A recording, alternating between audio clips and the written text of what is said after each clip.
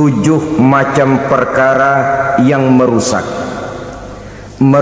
akidah dan keimanan, merusak amal perbuatan yang sudah kita kerjakan, merusak sendi-sendi kehidupan sosial, pendek kata merusak segala hal di dalam kehidupan kita.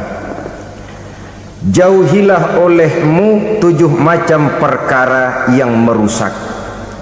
Yang pertama, asyirku billah, menyekutukan Allah subhanahu wa ta'ala. Agama dimulai dari keyakinan, maka kehancuran agama selalu dimulai dari kehancuran keyakinan, iman atau akidah yang dimiliki oleh seseorang.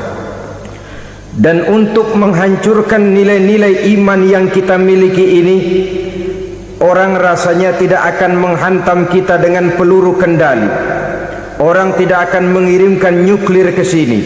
Orang tidak juga akan mengirimkan satuan militernya ke sini.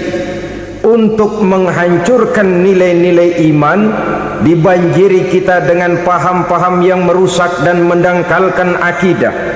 Baik ia bernama materialisme, baik ia bernama sekularisme, baik ia bernama banjirnya maksiat dan munkarat, baik ia bernama banjirnya peradaban dan kebudayaan yang menghancurkan moral daripada anak-anak kita, sedikit demi sedikit melenturkan dan melunturkan nilai-nilai keimanan kita, untuk kemudian pada waktunya nilai iman itu akan bertukar dan berganti menjadi nilai syirik kepada Allah subhanahu wa ta'ala. Atau pada sisi lain, menjadikan yang selain Allah sebagai tujuan akhir daripada kehidupan kita. Sedangkan kita sama-sama maklum bahwa di dalam pandangan agama Islam, dosa yang tidak berampun, dosa yang terbesar, termasuk dalam kategori bapak moyangnya dosa, tidak lain adalah syirik, yakni menyekutukan Allah subhanahu wa ta'ala. Pola penghancuran iman ini memang berstrategi. Ditawarkan kita kepada paham materialisme, paham kebendaan, di mana otak menempati urutan sebagai ranking pertama, Tuhan jatuh pada urutan kedua. Lalu menyusul kepada paham sekularisme, Allah dipisahkan dari seluruh kegiatan hidup ini, untuk pada gilirannya menjadikan yang selain Allah sebagai tujuan akhir daripada seluruh kegiatan hidup kita. Oleh karenanya, kewajiban menjaga nilai-nilai iman ini merupakan kewajiban yang mulia tetapi berat, tidak hanya untuk kita, tetapi juga bagaimana mewariskannya kepada anak-anak kita, generasi yang akan datang. Orang-orang tua bijaksana yang diceritakan di dalam Al-Quran, kalau sudah berpikir tentang anak-anaknya, pertanyaan yang paling mereka risaukan ialah, ma ta'buduna min ba'di. Anakku, kalau pada satu saat aku, ayahmu sudah tidak ada lagi di dunia ini, meninggalkan kamu semua, ma ta'buduna min ba'di, apa yang akan kamu sembah nak? Jikalau sekarang ayahmu masih mau ke masjid, masih mau melakukan rukuk dan sujud, masih beribadah menyembah Allah subhanahu wa ta'ala, kalau orang tuamu sudah tidak ada, ma ta'buduna min ba'di, masihkah engkau mau datang ke masjid? Masihkah engkau mau rukuk dan sujud? Masihkah engkau mau menyembah Allah subhanahu wa ta'ala? Pertanyaan ini yang dipikirkan oleh Nabi Yakub kepada putra-putranya. Pertanyaan ini yang diteruskan oleh Nabi Ibrahim kepada anak-anaknya. Pertanyaan ini yang diwariskan oleh generasi ulama salafus saleh kepada para generasi berikutnya. Bagaimana kita generasi sekarang? Kita orang-orang tua sekarang bukan berfikir ma ta'buduna min ba'di, malah yang kita fikirkan ma ta'kuluna min ba'di. Kalau bapak tidak ada nanti kamu makan apa nak? Perkara kamu nyembah apa, urusan nomor 18. Yang penting kamu nanti hidup bisa makan, nak. Maka kita sibuk mewariskan harta kepada anak-anak kita. Kita sibuk mewariskan kebun dan tanah kepada anak-anak kita. Kita sibuk mewariskan pabrik kepada anak-anak kita, sementara kita lupa mewariskan intan yang paling mahal, mewariskan mutiara yang paling berharga, yaitu nilai iman kepada Allah Subhanahu wa ta'ala. Alangkah baiknya apabila warisan harta, warisan tanah dan kebun, warisan rumah dan pabrik didasari lebih dahulu dengan mewariskan nilai iman kepada Allah Subhanahu wa ta'ala. Sebagai orang-orang tua, kita boleh bersedih kalau anak kita tidak mengerti komputer. Kita boleh bersedih kalau anak kita tidak mengerti matematika. Kita boleh bersedih kalau anak kita tidak mengerti bahasa Inggris. Tapi sewajarnya lebih bersedihlah kita orang tua jikalau mempunyai anak yang tidak kenal Allah sebagai Tuhannya, yang kemudian tidak mau rukuk dan sujud kepada Allah Tuhannya. Itulah kemalangan yang paling malang bila kita meninggalkan generasi yang tidak bertauhid kepada Allah Subhanahu wa ta'ala. Betapapun anak kita tidak ngerti komputer, saudara, paling-paling kerugiannya cuma kerugian dunia. Masuk dia ke alam barzakh, munkar nakir tidak akan sempat tanya kau belajar komputer apa tidak. Kumpul dia di padang mahsyar, malaikat juga tidak akan tanya matematikamu nilainya berapa.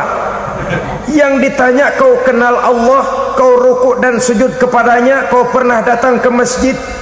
Oleh karena itu, sekali lagi, menjaga nilai iman tidak hanya untuk kita, tetapi juga mewariskannya kepada anak-anak kita, generasi yang akan datang. Sungguh kemalangan yang paling besar apabila kita meninggalkan anak-anak kita. Mereka kita tinggalkan lemah ekonominya, itu tidak baik. Mereka kita tinggalkan lemah otaknya, itu pun akan membuat mereka tertinggal oleh yang lain. Tapi yang paling celaka, jikalau kita tinggalkan mereka dalam kondisi lemah imannya, rapuh akidahnya, tidak baik dan tidak betul keyakinan hidupnya. Oleh karena itu, Nabi berpesan, jauhilah 7 perkara yang merusak. Yang pertama, syirik kepada Allah Subhanahu wa ta'ala. Menyekutukan Allah baik dalam ucapan, dalam keyakinan ataupun dalam perbuatan. Ini perkara pertama yang termasuk 7 perusak besar di dalam kehidupan. Kalau sudah jatuh kita ke lembah syirik, bagaimanapun banyak kebaikan yang kita kerjakan, berjiwa sosial, bertangan pemurah, gemar menolong orang lain, kalau memang dasarnya syirik, maka seluruh kebaikan kita akan hancur, tidak akan ada nilainya dalam pandangan Allah Subhanahu wa ta'ala. Dalam pandangan manusia, mungkin kita dicatat sebagai orang sosial, gemar menolong orang lain, tidak berpangku tangan melihat orang yang mendapat kesulitan. Tapi oleh karena dasarnya syirik, dasarnya tidak mentauhidkan Allah, maka seluruh nilai kebaikan yang kita kerjakan tidak akan ada nilainya dalam pandangan Allah Subhanahu wa ta'ala. Maka jagalah iman kita, jangan sampai dihinggapi penyakit syirik yang bagaimana kecilnya sekalipun. Sekali lagi, baik syirik dalam bentuk ucapan, syirik dalam bentuk keyakinan, sampai kepada syirik dalam bentuk perbuatan, kita berhindar kepada sifat-sifat yang sedemikian itu. Karena apa? Dalam satu ayat Quran Allah Subhanahu wa ta'ala menjelaskan, innallaha la yaghfiru ayyushraka bih wa yaghfiru ma duna dzalika liman yasha. Allah tidak akan memberi ampun kepada orang-orang yang menyekutukannya, tapi Allah masih mau memberikan ampun kepada dosa-dosa yang selain itu bagi orang-orang yang dikehendakinya. Dosa selain syirik, apabila kita bertaubat, Allah masih mau mengampuni. Tapi kalau sudah jatuh ke tempat syirik, itu sudah dosa yang tidak berampun, taubatnya tidak lain melepas syirik, kembali kepada tauhid, berkeyakinan bahwa hanya ada Allah Subhanahu wa ta'ala, Tuhan satu-satunya yang lam yalid walam yulad walam yakul lahu kufuwan ahad, tidak beranak, tidak pula diperanakkan, dan tidak satupun yang dapat menyerupai Tuhan Allah Subhanahu wa ta'ala. Saudara-saudara kaum muslimin rahimakumullah, bahwa kita di zaman sekarang memang tidak menyembah berhala, ya. Bahwa kita tidak berterang-terangan mengatakan Tuhan lebih dari satu, memang. Bahwa kita tidak berkeyakinan Tuhan itu punya anak atau diperanakkan, tentu. Tapi dalam perbuatan dan i'tiqad kita kadang-kadang jatuh tanpa kita sadari ke tempat yang bernama syirik ini.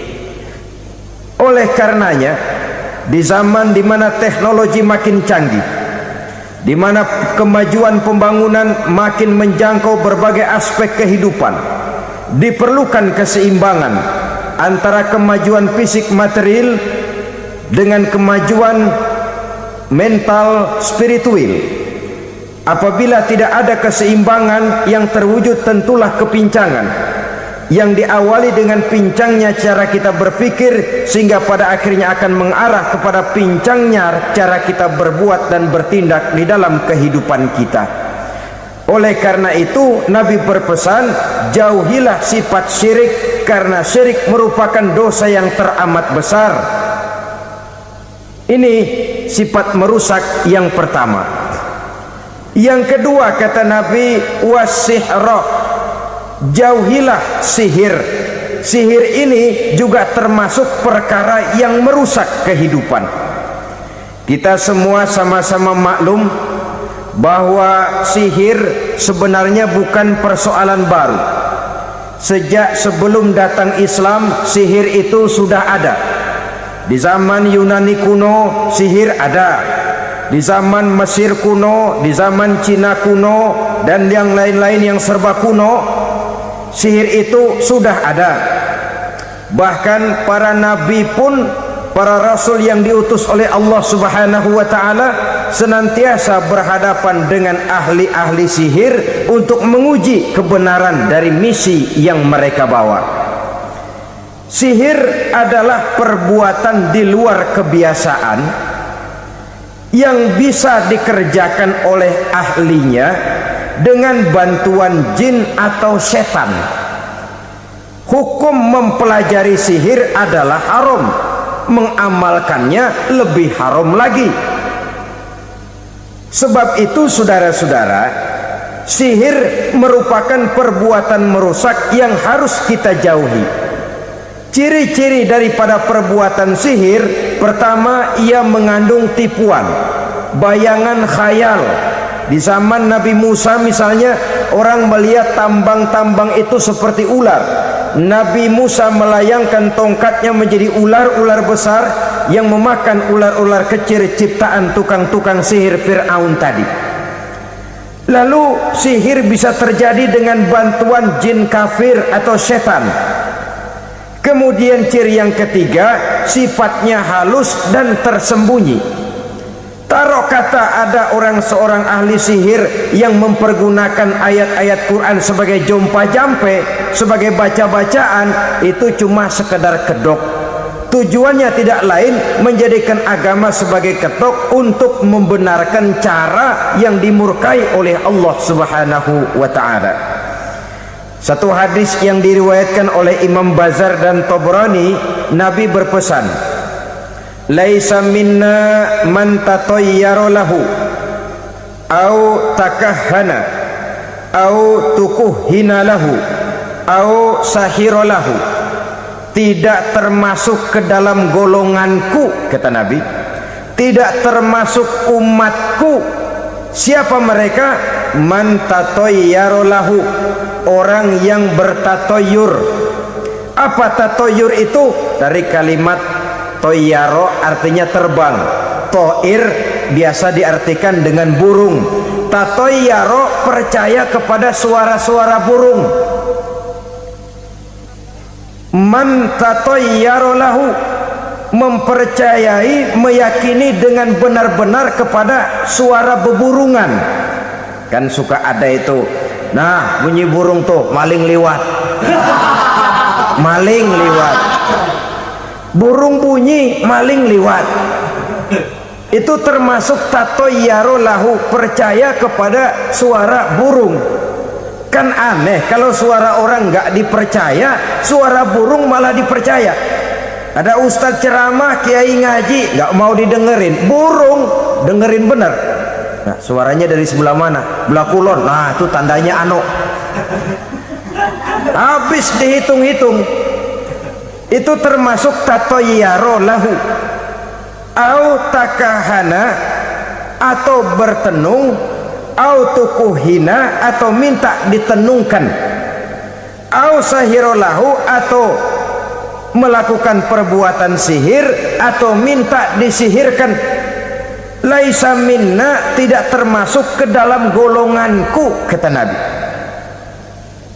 Sehingga dengan demikian saudara-saudara, menghadapi sihir dengan sihir sekalipun termasuk perbuatan yang tidak diajarkan oleh agama. Kita kan mempelajari sihir untuk jaga diri, tidak apa-apa.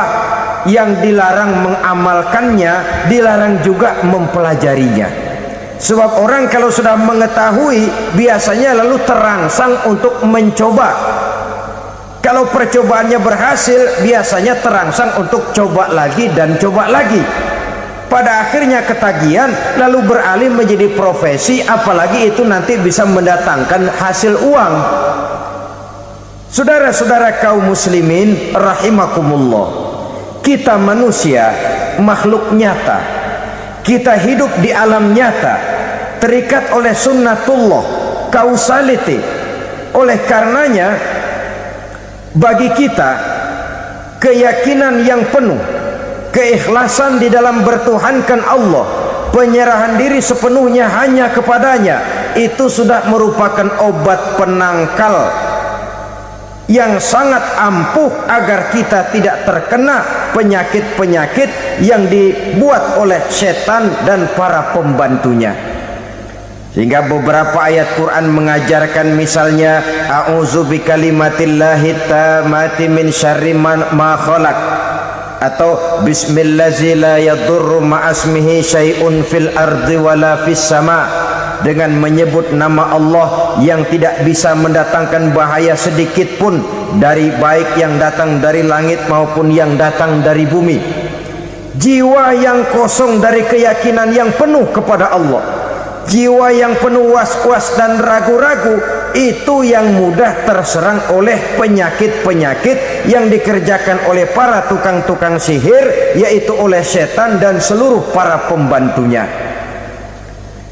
Kemudian hadis kedua yang diriwayatkan oleh Imam Ibnu Hibban, Nabi bersabda, la yadkhulul jannata mudminu khamrin wala mu'minu bisihrin wala qati'u rahmin. Tidak masuk surga. Ini Nabi yang bilang, tidak masuk surga. Siapa itu?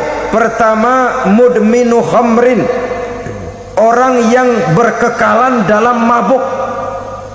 Selalu mudminun itu sudah menjadi perbuatan rutinnya, tidak kapok-kapoknya, teler seumur hidup. Mudminu khamrin, tidak masuk surga orang yang selalu bermabuk-mabukan.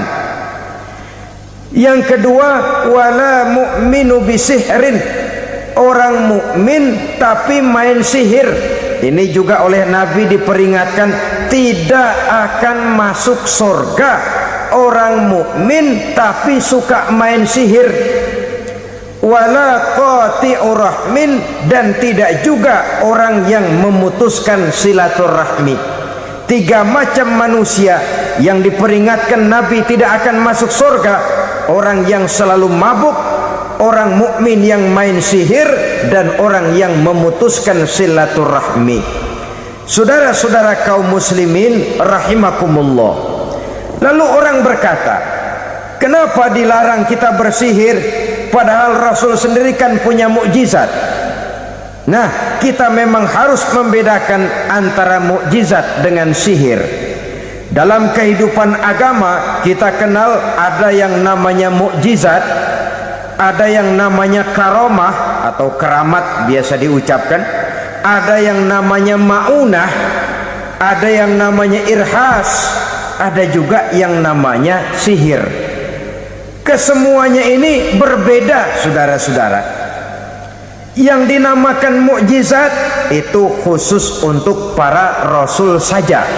Satu kejadian luar biasa yang terjadi dilakukan oleh Rasul atas izin dari Allah Subhanahu wa ta'ala. Perbedaannya dengan sihir jelas. Sihir dari setan, mukjizat dari Allah. Sihir bisa dipelajari, mukjizat tidak. Sihir umumnya untuk maksud-maksud yang tidak baik, sedangkan mukjizat untuk memperkuat kebenaran yang disampaikan oleh para rasul dan ditentang oleh umatnya. Bahkan kafir Quraisy dahulu menganggap orang-orang ahli sihir itu berada dalam satu posisi yang hina, sehingga mereka mengatakan dan menuduh Nabi Muhammad sebagai tukang sihir. Tuduhan sebagai tukang sihir adalah tuduhan yang sangat aib dan hina. Di tengah masyarakat kufar jahiliyah, kedudukan tukang sihir dipandang sebagai kedudukan yang hina, sehingga mereka mengejek Nabi dengan sebutan tukang sihir. Jadi mukjizat hanya untuk Rasul saja. Kemudian karomah. Karomah ini asal kata dari karoma, kehormatan, kemuliaan yang diberikan Allah kepada hamba-hambanya yang rajin mendekatkan diri kepadanya. Oleh karena ketekunannya melaksanakan ibadah, Allah memberikan keistimewaan kepada orang itu, yang dengan keistimewaannya dia bisa mengerjakan yang tidak bisa dikerjakan oleh orang lain. Karomah hanya bisa dicapai dengan prestasi ibadah. Kalau sihir mau ibadah apa enggak, asal dia belajar, bersatu dan berteman dengan setan, memenuhi persyaratan-persyaratan setan, biasanya lalu bisa. Sedangkan karomah tidak mungkin terwujud tanpa orang mendekatkan diri sedekat-dekatnya kepada Allah Subhanahu wa ta'ala. Maka kita lihat biasanya orang-orang yang punya ilmu sihir mukanya rata-rata nggak enak dilihat, kumuh, jauh dari air wudhu, jauh dari sujud kepada Allah, malah berteman dengan setan, menjadi pelayan-pelayannya setan. Saudara-saudara, adapun maunah, keistimewaan yang diberikan Allah kepada hamba-hambanya yang belum sampai kepada tingkat wali, tapi orang itu lebih banyak kebaikannya daripada kesalahannya. Umpamanya saudara jalan bertiga, di pinggir jalan saudara ada pada posisi di tengah, lalu bertiga ini ketabrak mobil. Menurut perhitungan saudara mati lebih dahulu, tapi terjadi hal yang aneh, dua teman saudara mati, saudara malah cuma luka dan lecet sedikit saja. Apa itu? Kalau kita lebih banyak kebaikannya daripada kesalahannya, itu yang dinamakan maunah, pertolongan yang diberikan Allah kepada hamba-hambanya yang lebih banyak kebaikannya daripada kesalahannya. Sedangkan yang dinamakan irhas, kejadian luar biasa pada diri seseorang pada waktu dia masih kecil, yang menunjukkan tanda-tanda keistimewaannya. Itu umumnya pada para nabi pada usia kecilnya sudah ada irhas, tanda-tanda istimewa. Jelas baik mukjizat, karomah, maunah maupun irhas berbeda dengan sihir. Sihir ini jelas saja merupakan bantuan dan persekutuan antara manusia dengan setan. Padahal setan, kata Allah dalam Al-Quran, innahu lakum aduwwum mubin, Sesungguhnya setan bagi kamu adalah musuh yang sangat jelas. Saudara-saudara kaum muslimin rahimakumullah, di zaman sekarang dalam menghadapi beban kehidupan yang makin pelik, menghadapi stres yang tidak kunjung selesai, menghadapi persoalan-persoalan yang teramat berat, orang sering mencari jalan keluar kepada hal-hal yang menurut pendapatnya bisa meringankan beban moralnya itu. Pergilah dia mencari sesuatu yang dapat meringankan bebannya, dan tidak jarang yang jatuh ke pangkuan tukang-tukang tenung, ke pangkuan tukang-tukang sihir, yang mereka itu oleh Quran dijelaskan kadzabal munajjimun walau sodaku. Tukang-tukang tenung, tukang-tukang sihir, mereka itu bohong walaupun benar. Maksudnya bohong walaupun benar, artinya kalau yang mereka kerjakan benar, itu sih kebenaran. Benar dengan kebenaran itu lain. Kebenaran, kebetulan bisa, tapi tidak untuk selalu. Apalagi kalau itu sudah membahayakan kehidupan orang lain. Jadi oleh karena itu Nabi berpesan, jauhilah daripada sihir. Kalau sudah jauhilah dari sihir, artinya ya jauhilah daripada mempelajarinya, jauhilah daripada bergaul dengan orang-orang yang ahli di bidang itu, karena dari pergaulan segalanya bisa menular. Baiklah saudara, ini yang kedua. Yang ketiga pesan Nabi, wa qatlan nafsil lati harramallahu illa bil haq. Membunuh orang lain dengan cara yang tidak benar, membunuh orang yang diharamkan oleh Allah Subhanahu wa taala untuk melakukannya kecuali dengan alasan yang benar. Kita tahu Islam adalah agama damai. Sesuai dengan namanya, ia tidak dikembangkan dengan pedang dan kekerasan. Ia dikembangkan dengan keteladanan dan tuntunan moral. Oleh karena Islam bukan agama kekerasan, Islam pun tidak mementingkan dan mengajarkan kekerasan kecuali dengan alasan yang benar dan bisa dipertanggungjawabkan.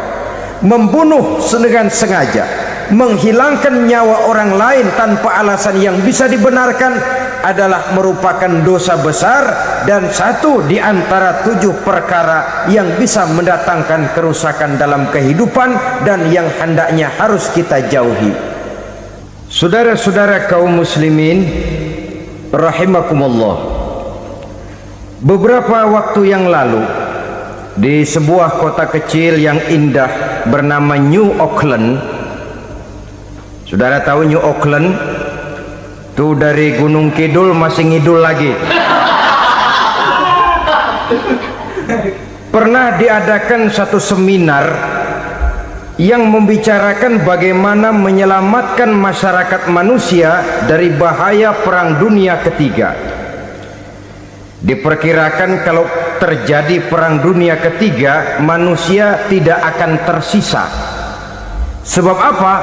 Pada waktu itu cadangan nuklir yang dimiliki oleh bersama Amerika dan Rusia konon sudah sanggup memusnahkan 6 miliar manusia pada saat jumlah manusia baru 5 miliar.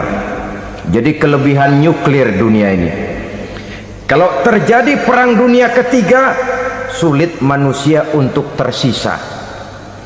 Maka dibahaslah di dalam seminar itu, wah, supaya tidak terjadi Perang Dunia Ketiga, maka perlombaan membuat senjata-senjata canggih, alat-alat pembunuh modern harus segera dibatasi. Dibahas, tidak mungkin kita membatasi perlombaan membuat senjata. Kenapa? Makin maju ilmu dan teknologi, makin canggih senjata yang ditemukan. Atom sudah meningkat menjadi nuklir, nuklir sudah meningkat menjadi neutron, dan kita tahu bom yang bernama neutron ini bom yang cukup membunuh tanpa perlu merusak. Artinya kalau dia diledakkan di kota kita ini, bangunan utuh, jembatan tidak ambruk, rumah-rumah tetap berdiri, tapi semua yang bernama hidup mati. Itu katanya lebih sopan dari bom atom. Sebab kalau si atom ini sudah membunuh, merusak pula. Neutron cukup membunuh saja tanpa perlu merusak. Jadi majunya senjata-senjata teknologi sebagai akibat yang logis dari kemajuan ilmu pengetahuan ini tidak bisa kita batasi.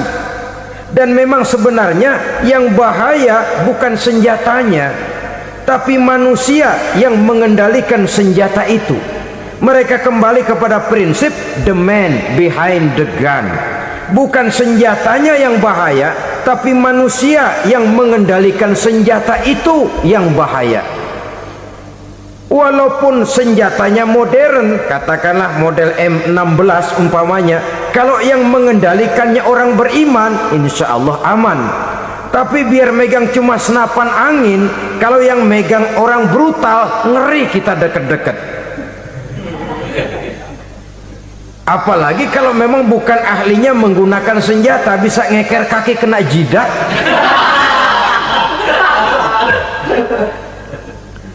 Mereka kembali kepada prinsip lama yang tetap baru. Bukan senjatanya yang harus dibatasi, manusia yang mengendalikan senjata itu yang perlu dibicarakan. Nah, kalau begitu, agar manusia tidak mempergunakan senjata sewenang-wenang, apa yang harus kita lakukan?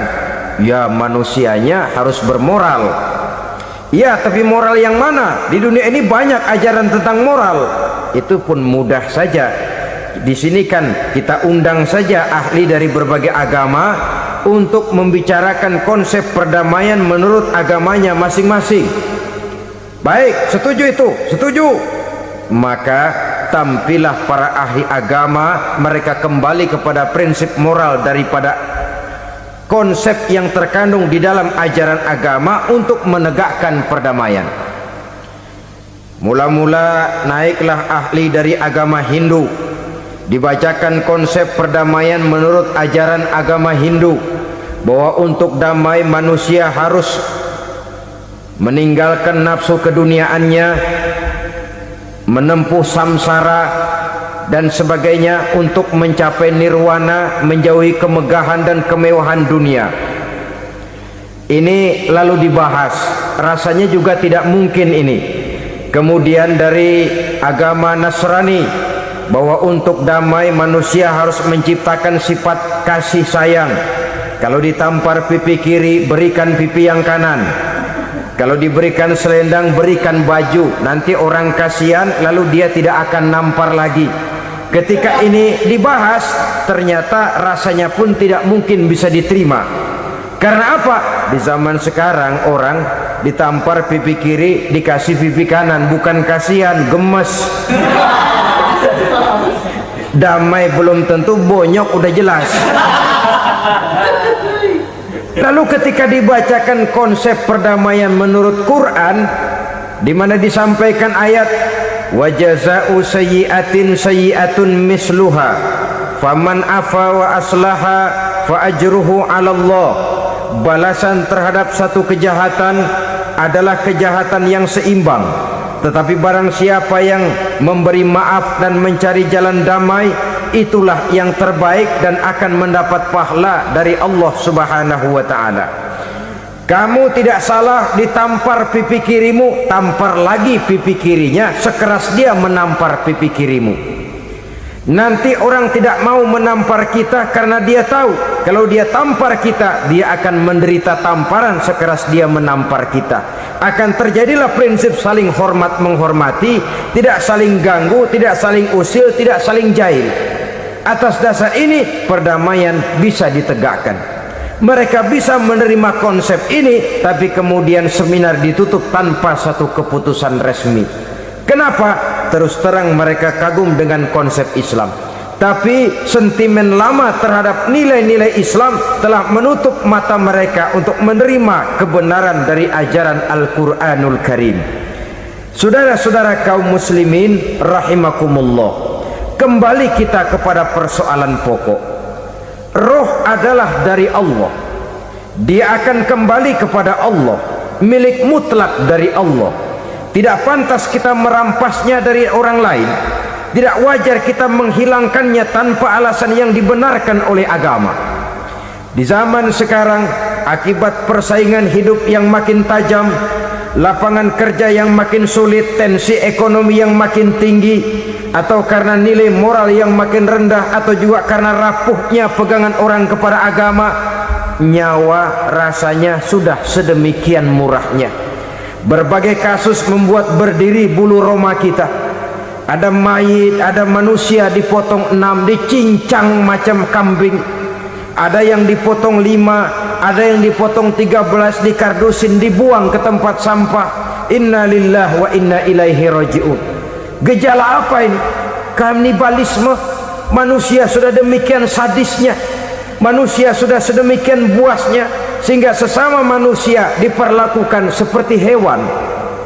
Padahal hewan sendiri belum pernah macan makan macan, bagaimanapun buasnya macan. Belum pernah serigala memakan serigala, bagaimanapun brutalnya serigala. Tetapi manusia makan manusia di zaman sekarang kadang jadi kenyataan dalam kehidupan kita. Kadang persoalannya remeh saja, soal uang 200 perak, pisau bicara, nyawa melayang.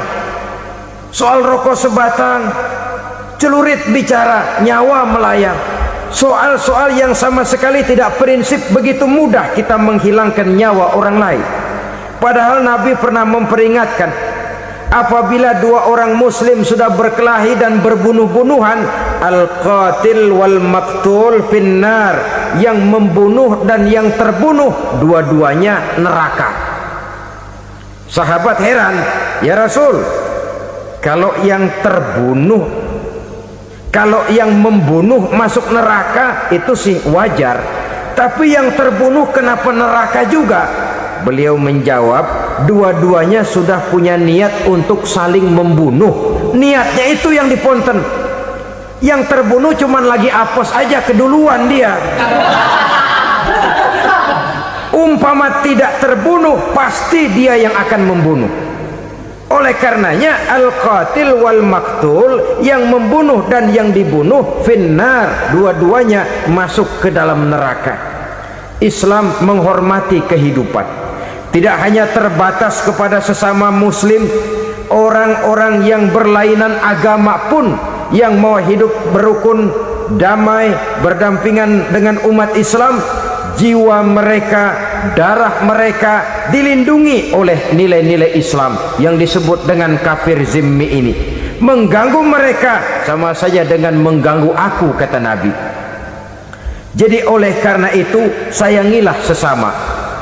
Kehidupan adalah anugerah Allah, bukan wewenang kita untuk mencabutnya dari orang lain, bukan wewenang kita untuk merampas dan menghilangkannya dari orang lain. Apa yang tidak enak terjadi pada diri kita, begitu pula lah apabila terjadi pada diri orang lain. Sehingga Nabi mengatakan, la yu'minu ahadukum hatta yuhibba li akhihi ma yuhibbu li nafsihi.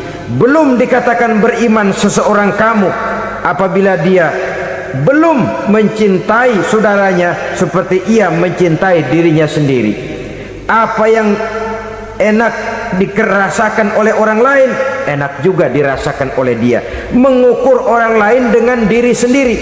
Kalau orang lain tanpa salah saya fitnah, kalau saya tanpa salah difitnah orang, enak apa enggak? Enggak, orang lain juga begitu.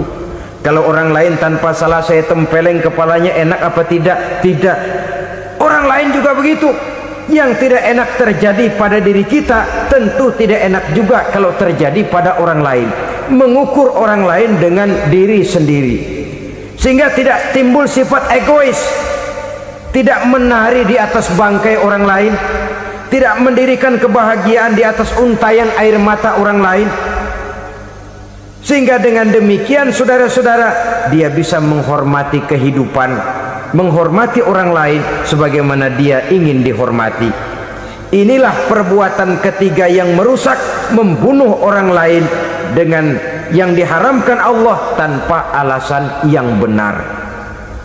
Yang ketiga, Kemudian yang keempat, perbuatan merusak, wa aklar riba, makan riba. Hidup adalah tolong menolong. Bahasa kerennya take and give katanya, saling memberi dan saling menerima. Nabi mengajarkan, man kuraba kurbatan min kurabid dunya karaballahu lahu kurbatan min kurabi yaumal qiyamah, wallahu fi aunil abdi madamal abdu fi auni akhihi. Siapa yang meringankan beban dari beban-beban yang dirita seseorang di dalam kehidupan dunia, Allah akan meringankan bebannya daripada beban-beban yang harus dipikulnya di hari kiamat nanti. Wallahu fi aunil abdi madamal abdu fi auni akhihi. Allah senantiasa akan menolong seorang hamba selama hamba itu masih mau menolong saudaranya. Allah selalu akan menolong seorang hamba selama hamba itu masih mau menolong saudaranya. Apabila kita sudah berpangku tangan terhadap kesulitan orang lain, biasanya pun pada saat kita mendapat kesulitan, kita akan sulit juga memperoleh pertolongan. Nah, riba alias renten, kedoknya adalah menolong orang, tapi sama juga bulu buntutnya dilepas, palanya dicekek. Menolong orang pada akhirnya menjadi beban bagi seseorang, dan memang mencari orang-orang yang berada dalam posisi kesulitan, biasanya di daerah-daerah di mana musim paceklik, jadi lapangan kerja sulit, sedangkan urusan perut tidak bisa ditunda. Akhirnya orang terjebak ke dalam rentenir, ke dalam riba, ke dalam renten. Bunga berbunga, sehingga satu saat jumlah bunganya bisa lebih besar dari jumlah pinjaman pokoknya. Kemudian kalau juga ternyata tidak bisa dibayar, rumah jadi taruhan. Memang rumah satu-satunya, begitu rumah ditarik mulain camping. Bukankah pada akhirnya akan mewariskan kesengsaraan? Oleh karena itu, kepada kita berusahalah jangan berhubungan dengan rentenir, jangan makan renten dan riba. Kepada mereka yang melaksanakan riba, walaupun mendatangkan keuntungan materi, tapi percayalah, harta yang didapat dengan jalan riba tidak akan membawa keberkahan. Manakala tidak membawa keberkahan, dia tidak akan mendatangkan ketenangan di dalam kehidupan kita. Oleh karenanya, memakan harta riba termasuk perbuatan yang merusak sendi-sendi kehidupan sosial, merusak kehidupan orang lain, merusak kehidupan masyarakat, tetangga, pergaulan dan sebagainya. Yang kelima, wa akla malil yatim, memakan harta anak yatim dengan cara yang zalim. Nih, memang lezat. Anak yatim itu nggak tahu urusan apa-apa. Kita diamanahkan untuk mengurusinya. Kadang-kadang dibentuklah panitia penyantunan yatim piatu. Yatimnya mah tetap kelaparan, panitianya yang pada gendut.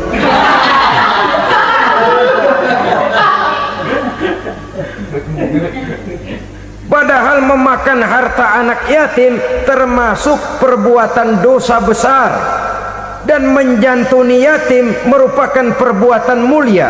Nabi mengatakan, ana wa kafilul yatim kahataini yaumal qiyamah. Aku dan orang-orang yang menyantuni anak yatim seperti dua jari ini pada hari kiamat nanti. Dekat sekali. Jikalau ingin di hari akhir nanti dekat dengan Rasul, bersahabatlah dengan anak-anak yatim.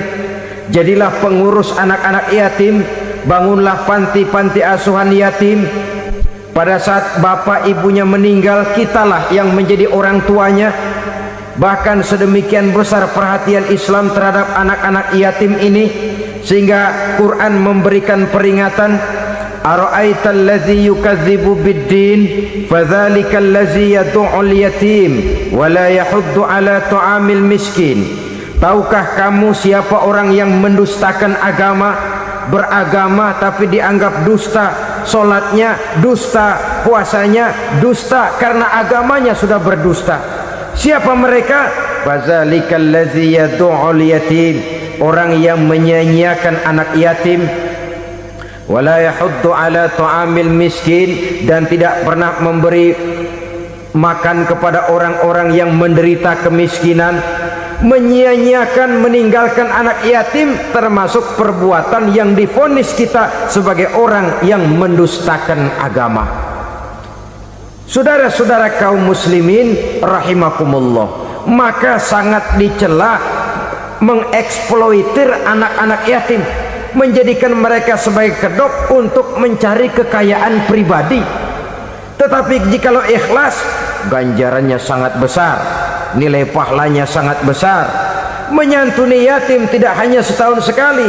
Kalau Muharram pakai istilah lebaran yatim, dibentuklah panitia, diberilah beras, uang 45.000 rupiah, alhamdulillah. Tapi jangan lupa, si yatim tidak hidup cuma satu hari, dia tidak hidup cuma di bulan Muharram saja, dia hidup 12 bulan dalam setahun.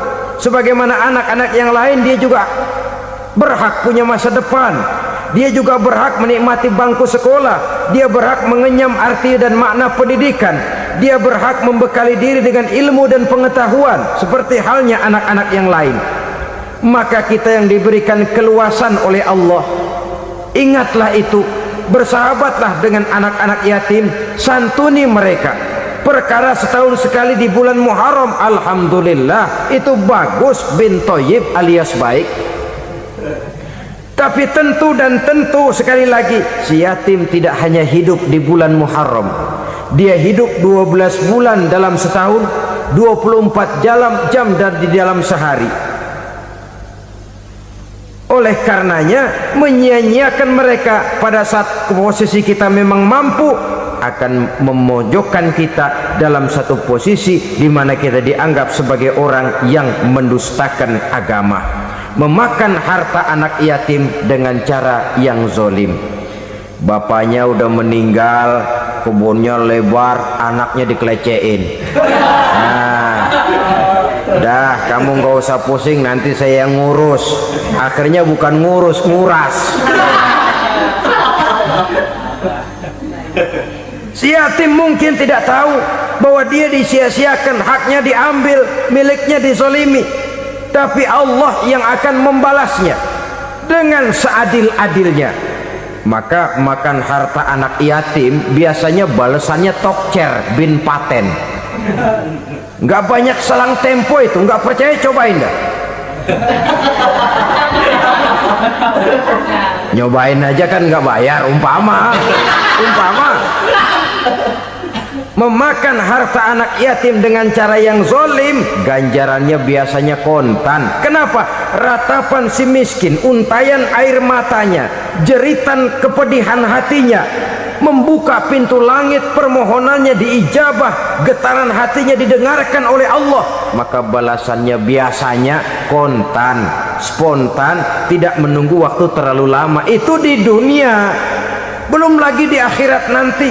Bukankah dalam riwayat Mi'raj diceritakan Nabi melihat di neraka itu orang perutnya sebesar rumah, la haula wala quwata, itu perut kayak rumah, bagaimana jalannya tuh orang. Dan memang gak jalan, diseret-seret oleh malaikat di neraka itu. Hancur perutnya, amburadul itu perut,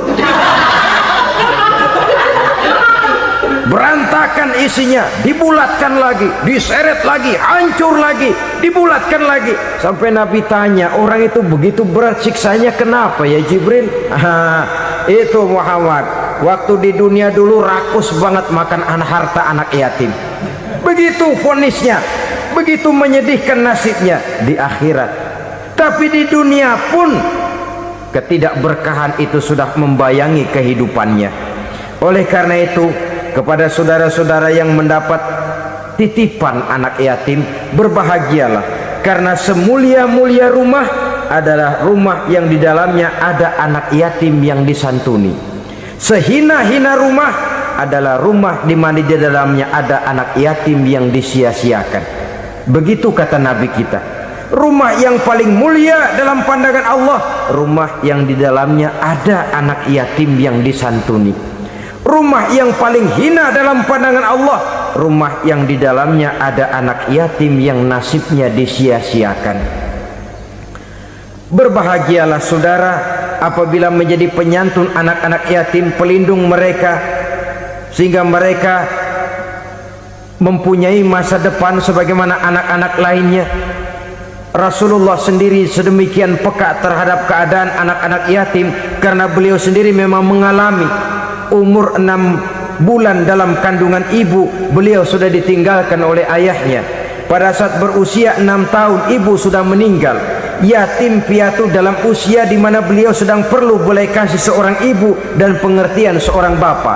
Kepekaan itu lalu timbul, bahkan kemudian sampai kepada beliau berkata, aku dan orang yang menyantuni anak yatim seperti jari tengah dan jari telunjuk di hari akhirat nanti. Sedemikian dekatnya. Baiklah ya, jadi yang kelima, memakan harta anak yatim. Jauhi karena ini perbuatan yang merusak. Yang keenam, watawalli yaumaz zahfi, melarikan diri pada hari pertempuran. Apa ini? Khianat, tidak konsekuen dengan konsep perjuangan.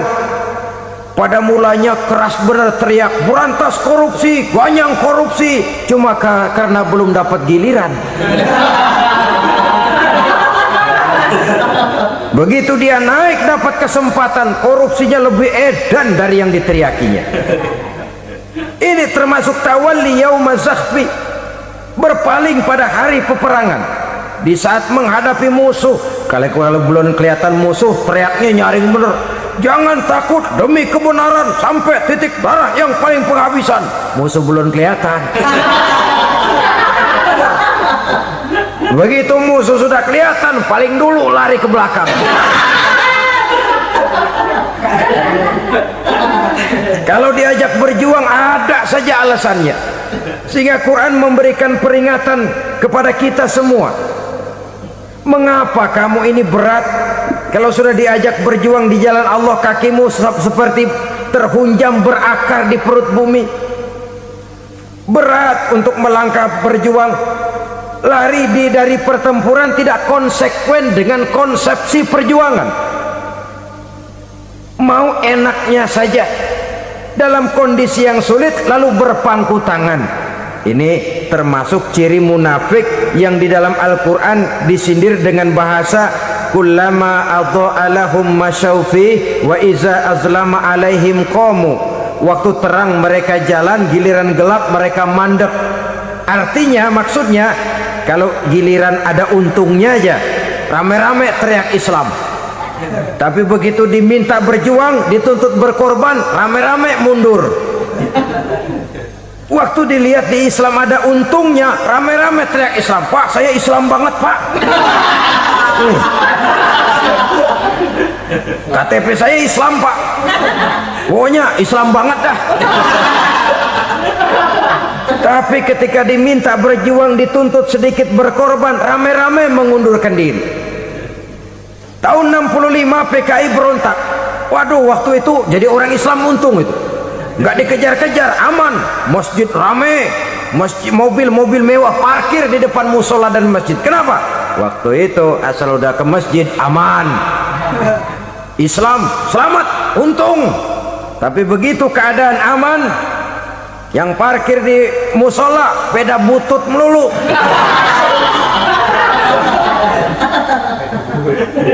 Waktu terang mereka jalan, waktu gelap mereka berhenti. Dikala di Islam ada untungnya, baru wah Islam bagus, Islam hebat. Tapi waktu dilihat ada kerugian, jangan bawa-bawa Islam dah. Jangan bicara soal Islam, ini kan bukan soal agama, bukan soal agama. La haula wala quwata illa billah. Beragama kita ambil talfik fiddin, mengambil yang enteng-enteng saja dalam urusan beragama ini. Tidak konsekuen kita dengan Islam kita. Seolah kita mau memilih mana yang terasa cocok sama selera kita, kita teriak Islam. Beratan aja dikit, rame-rame berpaling. Itu termasuk tawalli yaumaz zahfi, para pengkhianat, mental-mental hipokrit yang tidak mau konsekuen menghadapi segala bahaya. Itu termasuk perbuatan yang merusak. Kenapa? Kalau cuma dia saja yang lari, mungkin tidak jadi soal, tapi larinya ini akan mempengaruhi orang lain. Nah, pengaruhnya itu yang dicegah. Sebab kalau satu sudah mulai lari, yang lain mulai ngelirik. Ketika yang dilirik kemudian tidak ada reaksi, dia akan ikut lari. Artinya apa?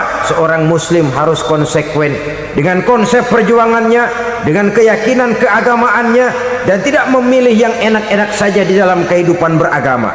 Lari dari pertempuran, bermental khianat, mengkhianati agama, merupakan satu di antara sifat yang merusak. Terakhir saudara, wa qazfal muhsanatil ghafilatil mu'minat, menuduh perempuan baik-baik yang tidak tahu menahu tentang tuduhan yang dituduhkan kepadanya, menuduh perempuan mukmin yang baik-baik yang tidak tahu menahu tentang tuduhan yang dilakukan kepadanya. Fitnah lebih bahaya daripada pembunuhan. Orang yang tidak salah bisa hancur namanya, orang yang berniat baik bisa ambruk perjuangannya oleh karena fitnah. Sehingga dikatakan al-fitnatu asyaddu minal qatli, fitnah lebih bahaya daripada pembunuhan. Maka memfitnah ini termasuk satu dosa di antara 7 hal merusak yang harus kita jauhi semampu kita, semampu-mampunya. Mengupayakan sebisa-bisanya jangan sampai terjebak ke dalam hal yang demikian. Nah saudara-saudara, inilah saja pertemuan kali ini.